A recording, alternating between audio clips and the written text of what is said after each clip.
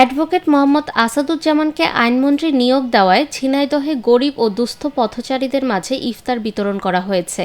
23 ফেব্রুয়ারি সোমবার বিকালে শহরের পায়রা চত্বর ও আরাবপুরে দোয়া ও ইফতার বিতরণের আয়োজন করে ঝিনাইদহ নাগরিক সমাজ। 13তম জাতীয় সংসদের নির্বাচন অনুষ্ঠিত হয়েছে। সেই নির্বাচনে বাংলাদেশ জাতীয়তাবাদী দল জনাব তারেক রহমানের নেতৃত্বে নিরঙ্কুশ সংখ্যাগরিষ্ঠতা অর্জন করে সরকার গঠন করেছেন।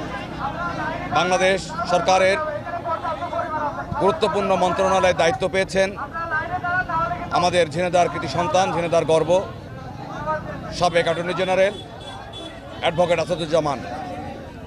তিনার এই সাফল্যে আমরা ঝিনাইদহবাসী গর্বিত এবং ঝিনাইদহবাসী তিনার জন্য মহান রাব্বুল আলামিনের দরবারে আজকে দোয়ার আয়োজন করেছি এবং দুস্থদের মাঝে ইফতার বিতরণ অনুষ্ঠান আমরা আয়োজন করেছি।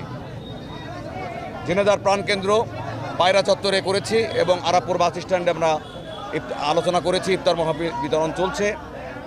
আমরা গর্বিত এই কারণেই, স্বাধীনতা যুদ্ধের পরে আজ পর্যন্ত ঝিনাইদহ সত্যিকারের জনগণের ভোটে নির্বাচিত কোনো ব্যক্তি বাংলাদেশ সরকারের পূর্ণ মন্ত্রীর দায়িত্ব পায়নি।